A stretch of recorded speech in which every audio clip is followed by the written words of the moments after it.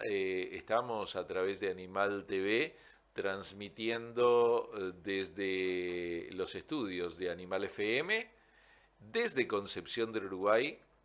No digo para todo el mundo, sí, ¿por qué no? Porque nos transmitimos por YouTube, por el canal de YouTube de Animal FM, por Facebook de Animal FM, es decir, que cualquier persona que esté en el planeta Tierra, que tenga internet y hable castellano y entienda nuestro idioma, nos puede mirar y saber qué es lo que contamos. Pero también acá cerquita, en el departamento Colón, en todas las ciudades del departamento Colón, nos están acompañando y en el departamento San Salvador también.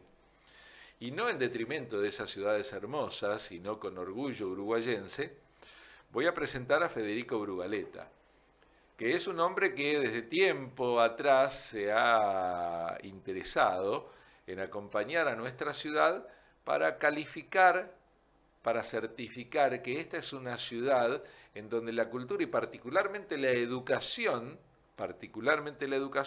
ha hecho foco. Por eso decimos nosotros, y lo digo yo con orgullo, ¿no? Somos el faro educativo de la provincia, además de la ciudad histórica. Federico Brugaleta, ¿cómo te va? ¿Cómo estás? Buen día. Hola, buen día a vos y a todos los que nos están acompañando del otro lado de la pantalla o de la radio, ¿no? Como Claro, la sea. radio, siempre la radio, es cierto. Viste que vas en el auto y pones la radio.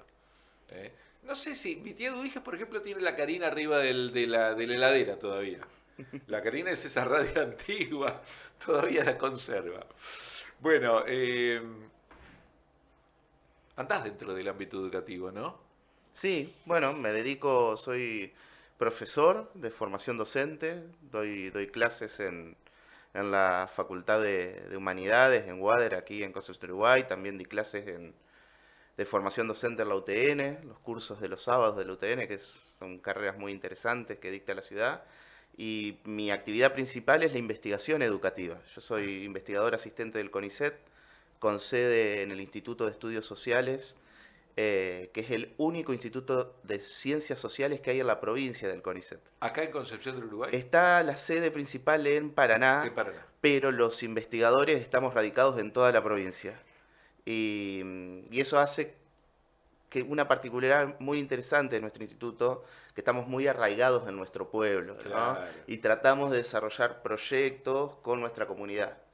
Bien, bien, bien, bien. O sea, no se centralizan en la capital provincial, sino que cada uno en su lugar entiende cuál es la realidad social y a partir de ahí hace su investigación. Sí, bueno, de hecho es la idea, ¿no? Lo que se llaman los proyectos de vinculación tecnológica. A veces suenan como, bueno, estas transferencias de tecnología. Y en ciencias sociales, ¿de qué se trata eso? Bueno, lejos de la lógica, bueno, a veces esas representaciones que hay del científico que está encerrado en un laboratorio con sus tubos de ensayo, Ajá. bueno, ¿qué hacen los científicos sociales? Y en ¿Qué hacen? particular los que hacemos investigación educativa. Bueno, en general, por supuesto, hay varias horas de silla, de Sí, biblioteca, de sí. escritura, porque nos evalúan constantemente a través de nuestros resultados, las publicaciones, los congresos, pero básicamente el tipo de investigación educativa que desarrollamos en Entre Ríos tiene que ver con estar cerca de las escuelas, de las comunidades, Ajá, desarrollando distintos tipos de investigaciones, ¿no? ajá. Algunas más de enfoques etnográficos, por ejemplo, para contarte trabajos que hacen mis colegas. Hay compañeros, compañeras que se dedican a estudiar la educación sexual en Entre Ríos, ¿no? Ajá. Cuáles son las prácticas que se desarrollan. Hay otros compañeros que se dedican a ver las trayectorias educativas de las juventudes rurales, ¿no? Cómo hacer para que se arraiguen a sus pueblos y los desafíos que plantea, bueno, la emigración del campo a la ciudad. En mi Mm. caso, mi línea de investigación está más asociada a la educación de jóvenes y adultos, Ajá. y en esa dirección hace ya 3 años que vengo acompañando algunos proyectos de la Municipalidad de Concepción del Uruguay. Mirá qué bien, mirá qué bien. La educación de jóvenes y adultos no importa desde dónde se realice, es decir, del ámbito municipal, del ámbito provincial o del ámbito nacional. Y esas son una de las características más potentes de la modalidad, Mm, ¿no?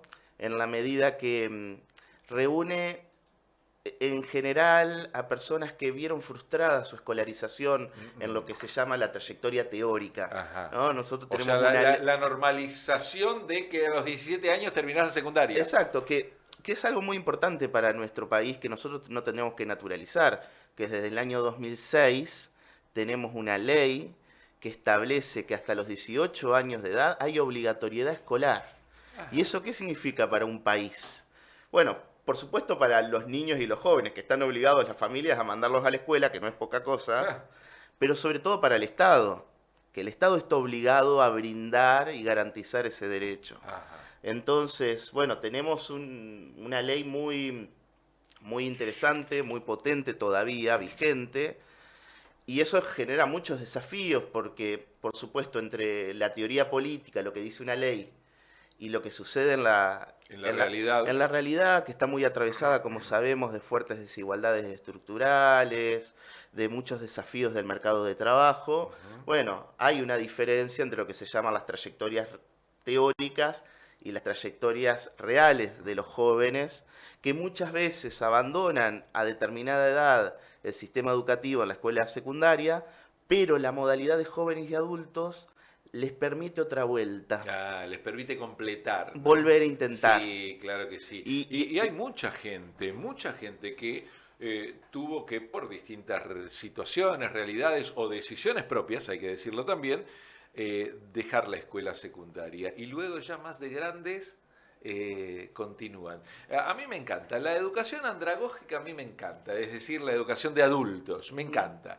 Ya sea la formal o la informal en función de talleres, aprendizaje, capacitaciones. sí, hay un concepto clave que justamente es el que propone y viene proponiendo ya desde la década del 60 la UNESCO, que es la educación a lo largo de toda la vida. Pues Claro, si a fines del siglo XIX la educación estaba básicamente pensada para las infancias sí, y se expandió la escuela primaria, la escolarización, bueno, el siglo XX fue la expansión de otras modalidades de educación, ya no solo jóvenes y adultos, ahora estamos también en un cambio demográfico tremendo para la humanidad. claro, Entonces estamos pensando qué hacemos con la educación de los adultos mayores claro, que claro. están muy activos neurológicamente Sí, y aparte muy formados en algunos casos. Hay un gran desafío, por ejemplo, para las universidades, que a los 65 años jubilan profesores que tienen una formación extraordinaria.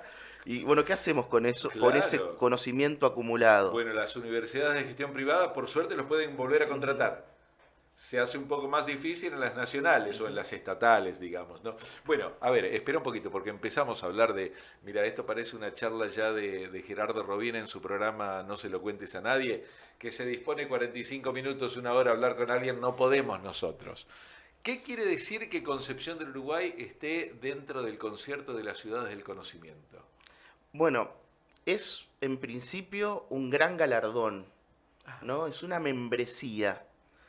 Pertenecemos desde el año 2022 a la Red Mundial de Ciudades del Aprendizaje de la UNESCO, que digamos es un selecto grupo de ciudades a nivel mundial, de todos los continentes, digamos de todas las latitudes, Ajá. de todas las ideologías, regímenes políticos. La UNESCO se caracteriza por ese carácter ecuménico de tratar de unir lo que parece diferente, Ujú. ¿no? Y en el campo de las ciudades del aprendizaje es una red que tiene una escala global, a nivel mundial son no más de 400 ciudades, y a nivel latino... Para un poquito.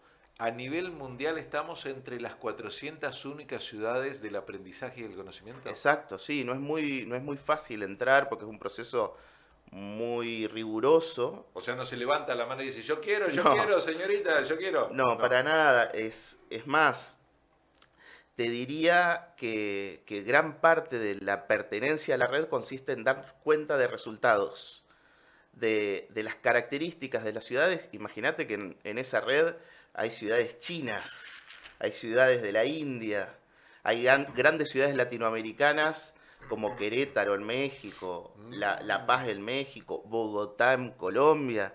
Son otra escala en términos humanos, como la de Concepción del Uruguay, pero que efectivamente 80.000 habitantes. humildes. 80.000 habitantes. Pero lo que presta atención a esta red no es tanto la escala, Sí. sino el esfuerzo sostenido de una comunidad organizada en torno a la educación. Y felizmente con muchos esfuerzos y no sin desafíos aún pendientes, Concepción del Uruguay se ha caracterizado desde sus orígenes de tener una tradición pedagógica muy importante. ¿El origen es 1849? No ¿El colegio? necesariamente. Yo diría que el Colegio del Uruguay es el gran hito, Ajá. es como, bueno, muchas veces se lo conoce como la época de oro, pero a veces oblitera, nos hace olvidar iniciativas anteriores. Bueno, no puedo dejar, yo tengo un gusto muy especial por la historia de la educación, sí, Ajá. y no puedo dejar de mencionar un gran historiador que tuvo Concepción de Uruguay, que fue Oscar Urquiza Armandós. Sí. Y cuando uno recupera la historia de la educación en esa famosa compilación de historia de Concepción de Uruguay, 3 tomos. 3 tomos, no es poca cosa. Bueno, ¿qué dice Urquiza Armandós de Concepción de Uruguay? Que ni bien ya existía como cabildo, como aldea colonial, ya había una escuela. Cuando Concepción del Uruguay solo tenía 133 familias, el cabildo ya estaba contratando a un maestro, es decir, estamos hablando que es 3 años después de la fundación de Concepción del Uruguay, es 1786, ¿no? Sí, sí. Y ya estaba queriendo contratar un maestro, que en ese momento quienes portaban los saberes de la lectura eran los sacerdotes. Claro. Y algo que cuenta Oscar Urquiza Armandós es que ese primer vínculo también fue conflictivo porque había dificultades para sostenerle el salario al maestro, ¿no? Desde que arrancó. Solo para dar un episodio, pero también Concepción, Uruguay fue una de las primeras ciudades en tener lo que se llamaron las escuelas Lancaster. Que ¿Qué fue eran las escuelas Lancaster? las escuelas Lancaster fueron el primer método educativo a escala global y más exitoso del siglo XIX, Ajá. que muy diferente a la escuela que conocemos hoy, no consistía en que un maestro enseñaba a un grupito de estudiantes al mismo tiempo, sino que los estudiantes se enseñaban entre sí. Ah, como una suerte de monitor. Exactamente, así se llamaban. Ah, mirá Era el vos. método mutuo o lancasteriano, porque Ajá. Lancaster, Joseph Lancaster, un inglés, lo diseñó en la Inglaterra industrial. Pero Ajá. eso llegó muy tempranamente a las primeras décadas post-independentistas en América Latina, y una Ajá. de las primeras escuelas lancasterianas estuvo en Concepción, Uruguay. Y diría, otro hecho muy importante es la figura de Pancho Ramírez, Ajá. que en el primer estatuto, cuando reglamentó la provincia de Entre Ríos, estableció la obligatoriedad escolar. Mirá vos. Después, por supuesto, Urquiza es una figura que Lo institucionaliza sí, eventualmente. Lo ordena mejor, supongo. sí, claro, invierte Ah, ah, fuertemente. ah, ah, ah, ah. Y establece las primeras organizaciones gubernamentales. Establece, por ejemplo, al primer inspector visitador de la provincia de Entre Ríos, al primer funcionario Ajá. del Estado de la provincia encargado de gestionar las escuelas, que fue un gran pedagogo de la época, se llamó Marcos Sastre. Mirá vos, claro. En ese momento el gobierno era unipersonal, digamos, era una persona encargada de todas las escuelas de la provincia, que eran incipientes, por Claro. supuesto. Y claro, el Colegio del Uruguay fue, si se quiere, para el siglo XIX y para la naciente República Argentina, una gran apuesta de expansión de un nivel educativo que en general estaba reservado para las élites coloniales. Y el naciente Estado-Nación necesitaba constituir de manera laica, por eso se le dice primer colegio laico, y a veces hay algunas confusiones. Bueno, ¿qué se quiere decir con primer colegio laico? Bueno, es el primer colegio creado íntegramente por un Estado, en este caso el Estado de la provincia de Entre Ríos, ¿Urquiza? dedicado a la formación de dirigentes para una nación, aunque haya contenidos religiosos, Ajá. ¿no? Porque no se prescindía de la moral Claro, claro. cristiana. Era muy, muy importante la Pero los influencia de los colegios, sacerdotes en ese momento, ¿no? seguramente, pero hasta el momento los colegios eran los colegios de las órdenes religiosas, principalmente los jesuitas. Claro, como el de Córdoba. Exactamente, El Montserrat. Montserrat. Bueno, O el Nacional. sí, claro, que era preexistente a la nación también, ¿no? Claro. Era el colegio del rey, era un colegio religioso. Entonces, el Colegio del Uruguay, es importante destacar esto, tuvo una impronta que buscó expandir, si bien no era obligatorio el nivel, yo te decía al arrancar nuestra Sí, sí, conversación, sí. que la educación secundaria se torna obligatoria en Argentina recién en el año 2006. ¿Cómo decirlo otra vez? Porque no lo puedo creer. que el nivel secundario en Argentina por ley es obligatorio hasta terminar los 18 años a partir del año 2006. O sea, hace 20 años nada Hace más. nada históricamente. Nada, históricamente es nada. Exactamente. Por eso los desafíos, cuando uno mira los números de la escuela secundaria, que tenemos, por suerte, cada vez mayores tasas de matrícula, pero todavía persisten problemas de permanencia, egreso y sobre todo, el gran desafío de la época, los aprendizajes relevantes, es decir, que ese título, el título de secundario, que ahora ya no se piensa para unos pocos, sino para toda la población, que ese mismo título que el Estado tiene que garantizar, dé cuenta de aprendizajes significativos para la totalidad de las trayectorias que sabemos están atravesadas por fuertes desigualdades estructurales. Es decir, Es cierto. los desafíos no son pocos y Concepción del Uruguay, creo, nuestro presidente municipal destaca siempre la década del 60 del siglo XX como un punto de inflexión cuando un conjunto de dirigentes de la ciudad tomó dos grandes decisiones. ¿Cuáles? Una en términos productivos, dice el intendente, ¿no? Es el lanzamiento, si se quiere, de la producción agroindustrial, fundamentalmente vinculado a los frigoríficos avícolas. Repasa. Es la gran apuesta de tener un proyecto agroindustrial que genere fuentes de trabajo. Pero la otra gran apuesta de desarrollo, que está muy asociada a ambas dos, con la infraestructura y la obra pública, porque es el momento donde la provincia de Entre Ríos desarrolla sus grandes obras hidráulicas e industriales, como la represa, los puentes, el túnel. La provincia de Entre Ríos hasta la década del 60 era una isla. Sí. Literalmente. Y después nos descubrieron. Y después, Por fin nos descubrieron. O nosotros empezamos a establecer el hormigón para llegar a la Sí. otra orilla. Pero ¿cuál era el gran problema que tenían ciudades como Concepción, Uruguay? Que sus juventudes emigraban a Córdoba, a Santa Fe, a Buenos Aires a estudiar. Entonces la otra gran apuesta que sucede en la década del 60 es la creación y la fundación de universidades a escala local, ¿no? Estamos hablando de la creación, por supuesto, de la Universidad Nacional de Entre Ríos en 1973, de la regional de la UTN en 1971. Estamos hablando también en el mismo proceso de la Constitución y el gran paso que da la fraternidad, que deja de pensarse para la escuela secundaria y toman la decisión de constituir una universidad, que hasta el día de hoy... 26 de junio de 1971, 55 años va a cumplirse en el momento en que se funda, desde la Asociación Educacionista La Fraternidad, se funda la UCU. Bueno, y ahí hay un gran punto de inflexión. De esos años es Copul, de esos años es la Río Uruguay Seguros. Sí.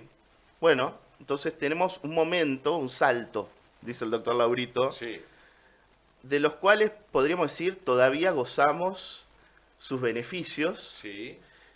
pero entendemos, tenemos que dar nuestro propio paso para los desafíos de un mundo que cambió muchísimo, ¿no? ¿Cuál sería? Porque vos decís 60-70, 4 universidades. 4 universidades en un pueblo que entonces tendría, pero exagerando, 50.000 habitantes. Mucho menos. ¿Sí? 4 universidades. ¿Cuál es el próximo desafío ahora, en este siglo XXI, avanzado un cuarto de siglo? ¿Cuál es el próximo desafío a nivel educación? Bueno, una de las, te decía, en un primer lugar, pertenecer a la red de ciudades del aprendizaje es una membresía, es un galardón, Sí. pero no es solo una membresía y un galardón, es para Concepción de Uruguay la oportunidad de integrar una red de intercambio de buenas prácticas a nivel educativo. En el caso de la red argentina, somos 10 ciudades del aprendizaje. ¿Perdón? Somos 10 ciudades en Argentina del aprendizaje, solo 10.